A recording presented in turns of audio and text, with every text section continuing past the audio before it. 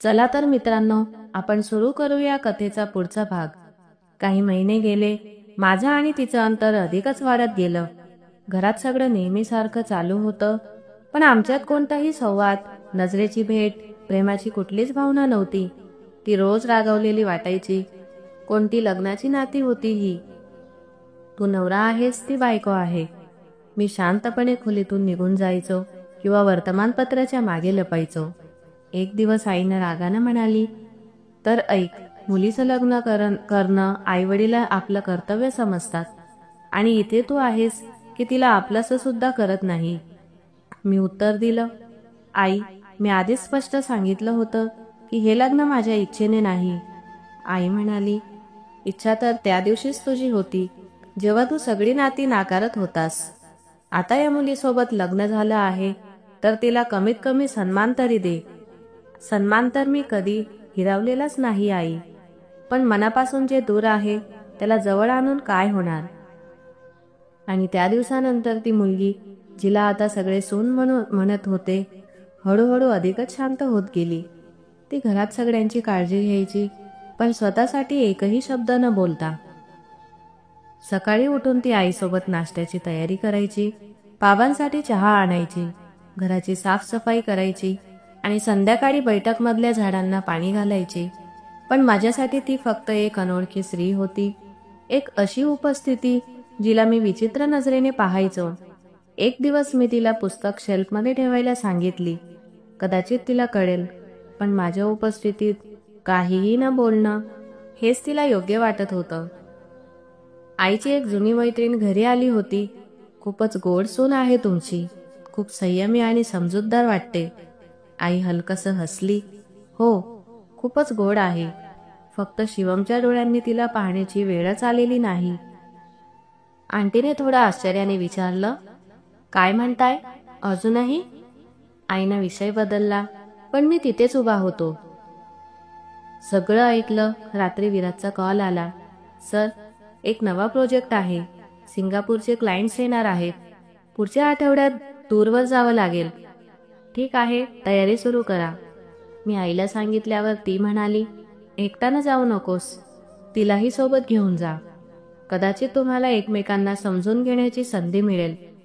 मी म्हणालो. मी नकार दिला. जेव्हा मी ट्रिपवरून परत आलो तेव्हा आईने सांगितले, तुझ्या गैरहजेरीत ती संपूर्ण घर सांभाळत होती आणि खूप कौतुकास्पद काम केलंय. तिला कोणी सांगितलं? कोणी नाही सांगितलं. ती स्वतः करत होती. कदाचित तिला वाटतं की हेही तिचं कर्तव्य आहे. मी शांत झालो. थोड्या वेळाने आईने संयमाने सांगितलं, तू एकदाही तिच्याकडे पाहिलं नाहीस. ही तीच मुलगी आहे जिने तुझ्याशी लग्न केलंय. आई, ती एक सामान्य मुलगी आहे, गावातून आलेली, माझ्यासाठी योग्य नाही. आणि तुझ्यासाठी योग्य कोण आहे? ती जी गेल्या 1 वर्षात तुला विसरू शकली नाही, जिने तुला सोडून दिलं आणि जिचा अजूनही काहीच ठाव ठिकाणा नाही. आईचा आवाज कठोर झाला. मी विषय बदलला. आता पाहुणे घरी आले की ती सगळ्यांना नमस्कार करत असे आणि मग शांतपणे एका कोपऱ्यात बसून राहत असे. सगळे तिचं कौतुक करत, तुमची सून खूप समजूतदार आहे. पण माझ्या मनात अजूनही एक भिंत होती. कदाचित जुना अहंकार किंवा एखादा चेहरा जो अजूनही विचारातून जातच नव्हता. ते दिवसही एक सवयीसारखी जात होते. ऑफिसच्या मीटिंग, घरातली शांतता आणि मनातला गोंधळ, जी काही केल्या संपायचंच नाव घेत नव्हती. तिनं कधीही तक्रार केली नाही, कधी प्रश्न विचारला नाही आणि मी तिला पाहूनही दुर्लक्ष करत राहिलो. एक रात्री मी लॅपटॉपवर काम करत होतो तेव्हा फोन वाजला. स्क्रीनवर विराजचं नाव झळकत होतं. मी कॉल उचलला. हो विराज, सगळं ठीक आहे. समोर काही क्षण शांतता होती. मग तो म्हणाला, सर, ती मुलगी सापडली आहे. माझे हात थांबले. जणू संपूर्ण शरीरातून प्राण निघून गेला होता आणि मग एकदम परत आला. मी स्वतःला सावरत विचारलं, कोण? काय म्हणतोयस? सर, तीच मुलगी जी अनाथ आश्रमात आली होती. माझ्या एका ओळखीच्यानं तिचा फोटो पाहिला. एका गावातल्या शाळेत ती आता मुलांना शिकवत आहे. मी स्वतः माहिती काढलीये. तीच आहे सर. मी एका क्षणासाठी शांत झालो. मी उठलो, जॅकेट काढलं. विराज, तुला खात्री आहे? हो सर, पत्ता देखील मी नोंदवला आहे. तो गाव इथून फक्त 2 तासाच्या अंतरावर आहे. मी सगळं तयार केलंय तुमच्यासाठी. विराज आता सकाळपर्यंत थांबत नाही. आपण आत्ताच जाऊया. नाही सर, रात्र खूप झाली आहे. आपण सकाळी 6 वाजता निघू. तुम्ही तयार राहा. ठीक आहे. कॉल कट झाल्यानंतर मी काही वेळ तसाच बसून राहिलो. हृदयाची धडधड जोरात होती. जणू वर्षानुवर्षापासून हरवलेला क्षण अचानक परत आला होता. तेवढ्यात दरवाजावर हलकीशी टकटक झाली. ती दरवाजावर उभी होती. ती आत आली. हातात पाण्याचा ग्लास होता. टेबलावर ठेवला आणि शांतपणे वळून निघाली. मी आजपर्यंत तिला कधीच डोळे भरून पाहिलं नव्हतं, कारण माझ्या मनानं कधीच मान्य केलं नव्हतं की ती माझी होऊ शकते, जी मला माहीतच नव्हती आणि जिला ओळखण्याची इच्छाही नव्हती. तू यावेळी पाणी का आणलं आहेस? मी विचारलं. ती वळून म्हणाली, आई म्हणाली की तुमच्या खोलीत ठेवून यावं, म्हणून आणलं. ती परत वळून गेली. नेहमीप्रमाणेच, काहीही न मागता, काहीही न बोलता. पुढच्या सकाळी मी लवकर उठलो, कपडे बदलले, बॅगमध्ये काही महत्वाची कागदपत्र ठेवली आणि खाली जाऊन नाश्ता करू लागलो. आई थोडी आश्चर्यचकित झाली. आज खूप लवकर उठलास? सगळं ठीक आहे ना? हो आई, एक महत्वाची मीटिंग आहे. शहराबाहेर जायचं आहे. कोणासोबत? बस एक जुना विषय आहे. आई काहीतरी बोलायचा प्रयत्न करत होती, पण माझ्या चेहऱ्यावरचा गंभीर भाव पाहून ती गप्प झाली. बाहेर विराज गाडी घेऊन माझी वाट बघत होता. मी गाडीत बसलो आणि विचारलं, पत्ता कुठला आहे सर? एक छोटंसं गाव आहे, मालपूर. तिथल्या प्राथमिक शाळेत ती मुलांना शिकवते. कोणालाही काही समजलं नाही. सर, मी पूर्ण गोपनीयता ठेवली आहे. प्रवासादरम्यान माझं लक्ष खिडकीबाहेर होतं, पण मन मात्र त्या क्षणाकडे धावत होतं, जेव्हा मी तिला पुन्हा बघणार होतो. ती मला ओळखेल का? ती अजूनही तशीच असेल का? आणि जर बदललेली असेल तर मी काय करणार? गावाजवळ पोहोचल्यावर विराजने गाडी हळू केली. रस्ते कच्चे आणि अरुंद होते. थोड्या अंतरावर एक छोटी शाळा दिसत होती. मुलांचे आवाज येत होते. विराजने गाडी थांबवली आणि म्हणाला, सर, ती समोरच्या खोलीत शिकवते. काल फोनवर मी बोललो होतो. ती आज इथेच आहे. माझे पाय थोडे थरथरत होते, पण मी पुढे गेलो. शाळेचा गेट पार केला आणि त्या खोलीच्या दारापाशी थांबलो. ती आत होती. ब्लॅकबोर्डवर काहीतरी लिहित होती. तिचा आवाज मंद पण प्रभावी होता. मुलांनो, आज आपण एक नवीन धडा शिकणार आहोत. माझं मन थबकलं. तोच आवाज, तोच साधेपणा. मी दरवाजावर हलकीशी टकटक केली. ती वळली. आमच्या नजरा एकमेकांशी भिडल्या. एका क्षणासाठी वेळ थांबल्यासारखा वाटला. ती थोडीशी दचकली, पण काही बोलली नाही. मी आत गेलो आणि पहिल्यांदा कुठलाही शब्द न बोलता आमच्या नजरेनं वर्षानुवर्षांच्या भावना व्यक्त केल्या. ती अजूनही दूर उभी होती, पण मला माहीत होतं आता मी एकटा नव्हतो. मी त्या क्षणात होतो, ज्याची मी वर्षानुवर्षे वाट पाहत होतो. आणि आता सगळं बदलणार होतं. शाळेतून परतल्यानंतरही मी शांतच होतो. विराज गाडी चालवत होता आणि वारंवार माझ्याकडे पाहत होता. शेवटी तो म्हणाला, सर, काही बोलाल? मी हळूच म्हणालो, तीच होती विराज, तीच मुलगी. सर, तुम्ही म्हणत होतात की कदाचित चूक झाली असेल. नाही विराज, यावेळेस काहीच चूक नाही. गाडी रस्त्यावर वेगाने धावत होती, पण माझ्या मनाचा वेग त्याहीपेक्षा जास्त होता. एवढ्या वेळानंतर तिचा चेहरा पाहणं म्हणजे एखाद्या अपूर्ण स्वप्नासारखं होतं. पण जी गोष्ट मला आतून तोडत होती ती म्हणजे आता ती माझी बायको होती आणि मी तिला घटस्फोट देण्यासाठी निघालो होतो. घरी पोहोचलो तेव्हा संध्याकाळ झाली होती. आई लॉनमध्ये बसलेली होती. मी तिच्याकडे न पाहताच थेट वरच्या मजल्यावर गेलो. माझे पाय आपोआपच मला तिथे घेऊन गेले, जसे कुठल्या तरी जुन्या आठवणींच्या रेषांनी मला ओढलं होतं. दरवाजाजवळ थांबलो. एक खोल श्वास घेतला. हात दरवाजावर ठेवला आणि हळूच दरवाजा उघडला. खोलीत मंद प्रकाश होता. ती काहीतरी प्रार्थना करत होती. डोळे बंद, ओठांवर हळू शब्द. हे वरच्या जगाच्या राजा, जर मी चुकीवर असेल तर मला संयम दे, आणि जर मी खरं बोलते तर मला माझ्या निर्णयावर ठाम राहण्याची शक्ती दे. मला माफ कर. मी फक्त तुझ्या दारावर आले. मी तसाच शांतपणे उभा होतो. खोलीत पाऊल टाकण्याची हिंमत होत नव्हती. माझं लक्ष तिच्यावर स्थिर झालं होतं.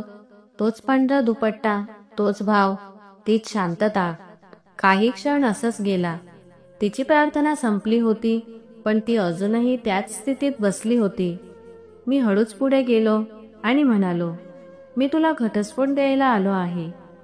ती दचकली नाही, फक्त हळूच आपला चेहरा माझ्याकडे वळवला. माझा अजूनही विश्वास बसत नव्हता की समोर तीच मुलगी बसली आहे, जिने माझा 1 वर्ष वाया घालवला, जिने फक्त एक झलक पाहण्यासाठी मला अनाथ आश्रमात जायला लावलं, आणि जी आता माझ्याच घरी माझी पत्नी होऊन समोर बसलेली होती.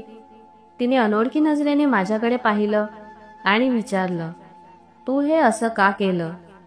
जणू तिच्या मनालाही अजूनही हे मान्य नव्हतं की असं काही घडलं आहे. हळूच तिने डोकं खाली झुकवलं आणि म्हणाली, हो, मीच ती दुर्दैवी मुलगी आहे, जिला तू कधी ओळखलं नाही, कधी स्वीकारलं नाही, आणि आता अखेर तू मला घटस्फोट द्यायला आलास. मी काही क्षण तिचा चेहरा पाहत राहिलो. मला तिची सर्वात मोठी विशेषता वाटली होती. आज सांगत होती की ती आतून किती तुटलेली आहे. मला माफ कर. मी मान्य करतो की मी तुला दुर्लक्ष केलं, पण देवाची शपथ घेऊन सांगतो, जर मला माहीत असतं की तूच ती आहेस तर काय? तिने माझं वाक्य मध्येच तोडलं. तेव्हा तरी मला स्वीकारलं असतंस का, जेव्हा तुला कळालं की मी गावातून आलेली एक साधी मुलगी आहे? तेव्हा तू मला काय समजला होतास? मी उत्तर द्यायचा प्रयत्न केला, पण माझे ओठ मिटले होते. शब्द साथ सोडून गेले होते. ती हळू आवाजात म्हणाली, माझं नाव राजश्री आहे. मी एका शेतकऱ्याची मुलगी. माझ्या बाबांनी शेती विकून मला शहरातल्या विद्यापीठात प्रवेश दिला. मी मेहनत करून शिकले, नोकरी मिळवली, आणि मी अनाथ आश्रमात जायचे कारण बाबांनी शिकवलं की ज्यांचं कोणी नाही त्यांच्या आयुष्यासाठी स्वतः काहीतरी द्यायला शिक. मी तिथे रोज काही तास द्यायचे, स्वतःला व्यस्त ठेवायचे, आणि मग एक दिवस तू तिथे आलास. तू मला पाहिलंस. मला वाटलं हा कोणीतरी आहे जो फक्त चेहऱ्याने नाही तर मनानेही सुंदर आहे. पण मग तू माझ्या शांततेला दुर्लक्षित केलंस. मला परकी समजून टाकलं. मला कधी ओळखलंच नाही. तू कधी प्रयत्नच केला नाही ओळखण्याचा. तुझ्या मनात तुझ्या पत्नीची जी प्रतिमा होती, जेव्हा मी त्यात बसत नव्हते तेव्हा तू मला नाकारलंस. मी माझा चेहरा लपवला. मला स्वतःच्या विचारांची लाज वाटत होती. पण आता सगळं स्पष्ट झालं होतं. आपण नव्याने सुरुवात करू शकतो. मी म्हणालो. राजश्री हलकं हसली. ते हास्य हसू नव्हतं, जखम होती. नवीन सुरुवात. ती म्हणाली, तू तर मला घटस्फोट द्यायला आलास. आता म्हणतोस की तू माझ्यासोबत राहायचे. तू माझ्या अस्तित्वालाच नाकारलं होतं तेव्हा, जेव्हा मी स्वतःला तुझ्या हवाली केलं होतं. आता काय राहिलंय? ती खरी गोष्ट, ती लाज, तो पश्चाताप, ज्याला घेऊन तू माझ्यासमोर उभा आहेस. मी चेहरा दुसरीकडे फिरवला. ती पुढे म्हणाली, जेव्हा पप्पांनी माझं तुझ्यासोबत लग्न ठरवलं तेव्हा मी खूप खुश झाले. मला वाटलं की देवाने तुला माझ्यासाठी निवडलंय. पण लग्नाच्या पहिल्याच रात्री तू मला एकटी टाकून दिलंस. मी म्हटलं होतं की मला कळालंच नाही, पण खरी गोष्ट म्हणजे मी स्वार्थी होतो. कधीही जाणून घ्यायचं नाही की ज्याला मी दूर लोटतोय ती नेमकी कोण आहे. मला आता तुला गमवायचं नाही. मी म्हणालो, शिवम, आज तू तुटलेला असशील तर किमान इतकं समाधान आहे की आज तुझं मन खरं आहे. पण कधी कधी सत्य उघड होण्यासाठी उशीर होतो, आणि तोपर्यंत सगळं बदलून गेलेलं असतं. मी हळूच म्हणालो, आपण हे नातं वाचवू शकतो. ती म्हणाली, नाती तीच टिकतात ज्यांची पायाभरणी इज्जत या गोष्टीवर झालेली असते. तू तर मला पत्नी समजण्याआधीच एक कामवाली समजली होतीस. आता काय राहिलंय? मी तिचा हात पकडायचा प्रयत्न केला. ती मागे सरकली. जर तुझ्या मनात खरंच माझ्यासाठी काहीतरी आहे तर मला वेळ दे. मी माझा निर्णय भावनेवर नाही तर शहाणपणावर घेणार आहे. ती निघून गेल्यानंतर सारी खोली रिकामी वाटू लागली. मी तसाच काही वेळ बसून राहिलो. डोकं खाली, जणू स्वतःशीच नजर मिळवता येईना. पण पहिल्यांदाच वाटत होतं की तुटल्यावर काहीतरी नव्याने उभं राहू शकेल. मी स्वतःशी वचन दिलं, आता जे काही करीन ते खरं मनापासून करीन. हे नातं परत हवं असेल तर फक्त इज्जत सकट हवं. आणि जर ती नाहीच तयार झाली तरीही मी तिला तिच्या अटींवर मुक्त ठेवेन. पण यावेळी मी कुठलीही चूक करणार नाही. पुढचे काही दिवस खूपच कठीण गेले. ती माझ्याशी अजिबात बोलत नव्हती, ना काही उत्तर देत होती. मी आईला काहीच सांगितलं नाही. फक्त स्वतःशीच चाललेली एक अंतर्गत लढाई लढत राहिलो. रात्री ती झोपली की मी तिच्या दरवाजाबाहेर शांतपणे बसून रडायचो, काही न बोलता. दुसऱ्या दिवशी मात्र सगळं जणू काही घडलंच नाही अशा शांततेत सुरू व्हायचं. एक दिवस ऑफिसमधून परतताना मी तिच्यासाठी तिच्या आवडीची काही पुस्तकं आणि फुलं घेतली. खूप धाडस करून दरवाजावर टकटक केली. तिने दरवाजा उघडला तर मी थोडा घाबरलोच, पण स्वतःला सावरत म्हटलं, तुझ्यासाठी काहीतरी आणलंय. तिने काही न बोलता ती पुस्तकं हातात घेतली आणि दरवाजा बंद करू लागली. मी हळू आवाजात म्हणालो, फक्त एक गोष्ट ऐकून घे. जर आजही तू म्हणालीस तर मी हे घर सोडून जाईन. पण असं समजू नकोस की मी तुझ्यावर काही उपकार करतोय. मी ते सगळं फक्त दुरुस्त करू इच्छितो जे मी गमावलं आहे. दरवाजा बंद झाला, पण तिच्या डोळ्यात एक ओलसरपणा दिसला, जणू काहीतरी वितळतंय.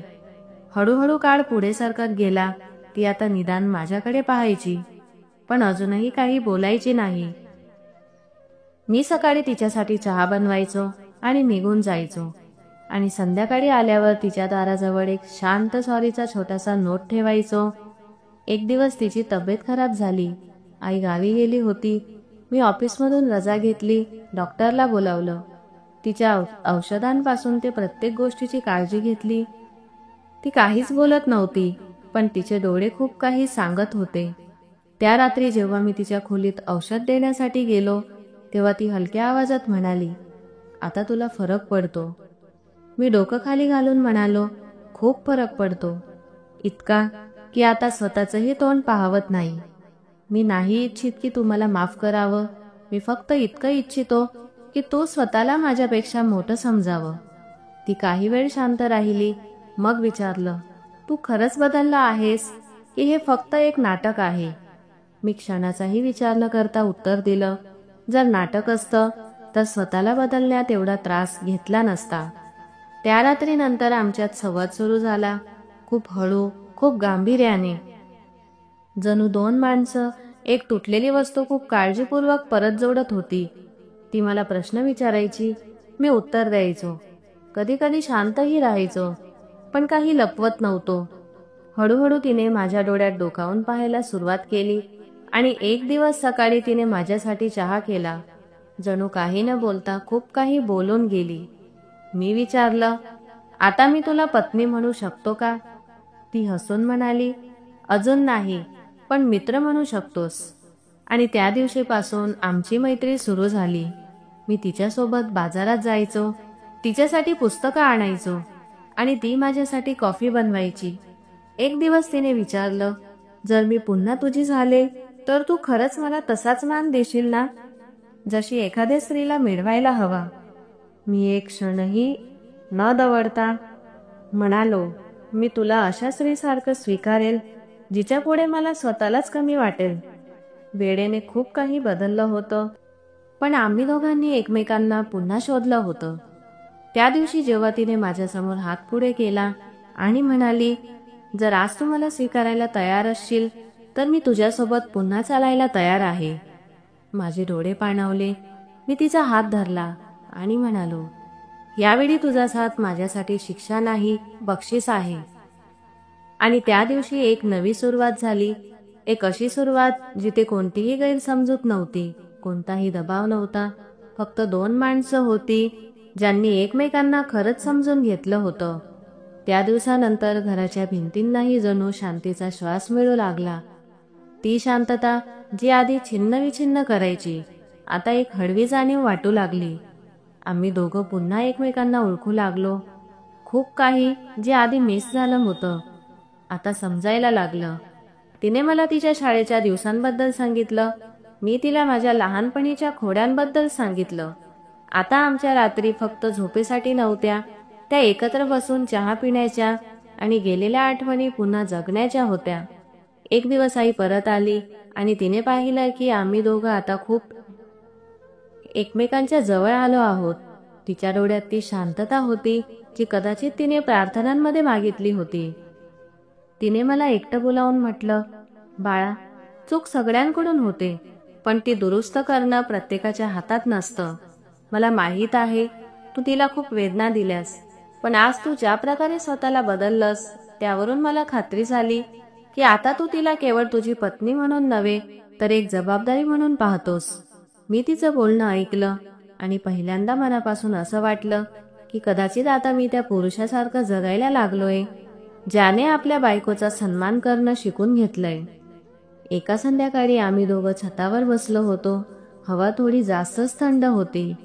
मी तिच्या खांद्यावर शाल ठेवली तर ती थोडीशी हसली.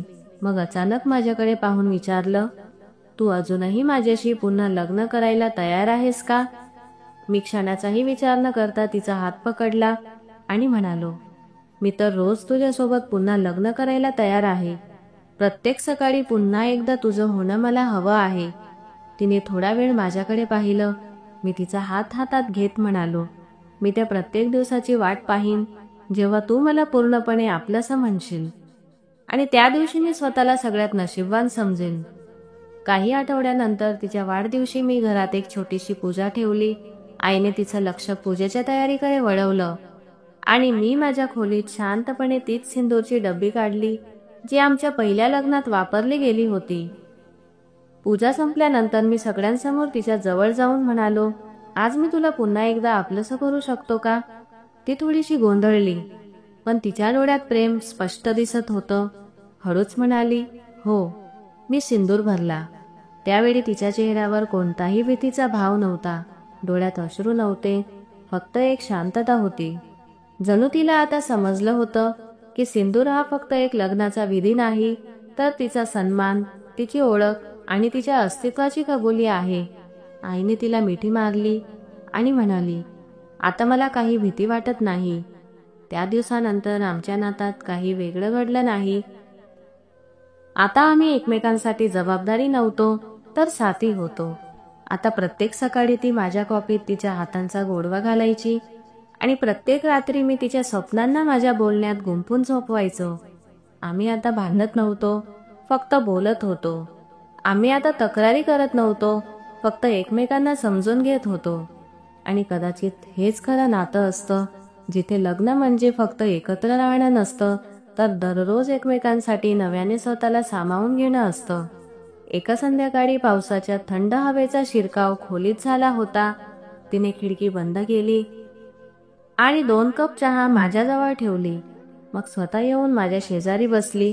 मी तिच्या खांद्यावर डोकं ठेवलं आणि आम्ही दोघं काही वेळ काहीही न बोलता फक्त बाहेर पाहत हसत बसलो. समोर टेबलावर आमचा एक जुना फोटो होता, ज्यात आम्ही दोघं लग्नाच्या वेळी थोडेसे गोंधळलेले एकमेकांच्या शेजारी उभे होतो. तिने तो फोटो उचलला आणि म्हणाली, पाहिलंस का, किती विचित्रपणा होता या फोटोमध्ये. जणू 2 माणसं एकत्र आहेत, पण मन मात्र वेगवेगळ्या ठिकाणी. मी तिच्याकडे पाहिलं आणि म्हणालो, पण आज जेव्हा मी तुझ्याकडे पाहतो तेव्हा असं वाटतं की मी स्वतःकडे पाहतोय. तू आता माझी सवय नाही राहिलीस, तू आता माझी ओळख झाली आहे. तिने हळूच माझ्या बोटांना धरलं आणि म्हणाली, मला एक काळजी वाटायची की तू पुन्हा बदलशील, पण आता वाटतं की आज जो तू आहेस तोच खरा तू आहेस. मी हळूवार तिच्या कपाळावरून हात फिरवला आणि म्हणालो, मलाही भीती वाटायची की तू मला कधीच माफ करणार नाहीस, पण आज ती ज्या प्रकारे माझ्या शेजारी बसली आहे ती माझ्या प्रत्येक चुकीच्या माफीनंही मोठी आहे. तेवढ्यात वीज गेली आणि संपूर्ण खोलीत अंधारात बुडाली, पण त्या अंधारात सुद्धा तिचा चेहरा अगदी स्पष्ट दिसत होता. जणू आता आमच्यात कुठलाही पडदा, कुठलंच अंतर उरलेलं नव्हतं. तिने म्हटले, चला ना टॉर्च लावूया. मी हसलो आणि म्हणालो, नको, या अंधारात सुद्धा तुझा चेहरा इतका उजळून दिसतोय की मला दुसऱ्या कुठल्याही प्रकाशाची गरज वाटत नाही. ती हसली आणि मला हळूवारशी ढकल देत म्हणाली, चला ना, फारच फिल्मी होतंय सगळं. मी पुन्हा एकदा हसलो आणि म्हटलं, फिल्मी आहे पण गोष्ट खरी आहे. त्या रात्री आम्ही दोघं त्या अंधारात जुन्या अल्बम मधल्या आठवणींना चाळत बसलो. कधी एखाद्या फोटोवर हसलो, कधी एकमेकांकडे पाहून शांत झालो. काही क्षण असे असतात जे शब्दांनी सांगता येत नाही, ते फक्त डोळ्यात उतरतात आणि मनात कायमचे घर करतात. ती संध्याकाळ फक्त एक संध्याकाळ नव्हती, ती आमच्या आयुष्याचा तो वळण होता जिथे आम्ही पहिल्यांदा काहीही न बोलता सगळं बोलून गेलो होतो. आयुष्यात खूप काही पाहिलं, खूप काही शिकलो, पण सगळ्यात मोठा धडा मला तिच्याचकडून मिळाला, जिला मी कधी समजूनच घेतलं नाही. मला वाटायचं प्रेम म्हणजे एक भावना जी सुंदर चेहऱ्याशी जोडलेली असते, पण आता समजलं प्रेम म्हणजे तो शांतपणा असतो जो फक्त खरं मन देणाऱ्यांकडून मिळतो. मी नातं ही एक जबाबदारी समजत होतो, पण नातीही विश्वासाच्या जमिनीवर उभी असतात. मी फक्त तिला माझ्या बनवलेल्या चौकटीत बसवून पाहत होतो, पण माणूस हा खेळणं नसतो. त्याला तसंच स्वीकारावं लागतं जसा तो आहे. मी वेळेत तिला ओळखण्याचा प्रयत्नच केला नाही आणि जेव्हा ओळखलं तेव्हा खूप काही तुटून गेलं होतं. आता कळतंय की जर एखाद्याचं मौन ऐकायला शिकाल तर खूप काही वाचवता येतं. नात्यांना वेळ लागतो, समजून घेणं लागतं आणि सर्वात महत्त्वाचं म्हणजे इज्जत. जर तुम्ही एखाद्याला आपलं म्हणता आणि त्याला तसं स्वीकारत नाही तर ते नातं राहत नाही, ते फक्त एक ओझं बनून जातं. मी अजूनही इच्छितो की सगळं पुन्हा व्हावं, पण आता माहिती आहे की केवळ इच्छितानं काहीच मिळत नाही. वेळ द्या, विश्वास द्या आणि सगळ्यात महत्त्वाचं म्हणजे माणसाला त्याच्या पूर्ण अस्तित्वासकट स्वीकारा. नाहीतर एक दिवस तो कोणाच्या तरी प्रार्थनेचा भाग बनून जाईल आणि तुमची गोष्ट फक्त एक अपूर्ण धडा बनून राहील. ज्या दिवशी तिचं मौन समजलं त्या दिवशी कळलं की सगळ्यात मोठ्या आवाजातच खरं असतं असं नाही. कधी कधी जो काहीच बोलत नाही तोच आतून सर्वात जास्त तुटलेला असतो. तर मित्रांनो, आशा करते की तुम्हाला आमची ही कथा नक्कीच आवडली असेल. जर ही कथा आवडली असेल तर कमेंट बॉक्समध्ये कळवा आणि कृपया व्हिडिओला लाईक करा. चॅनलवर नवीन असाल तर चॅनलला सबस्क्राईब करा. आपण पुन्हा भेटूया नवीन कथेसह. धन्यवाद.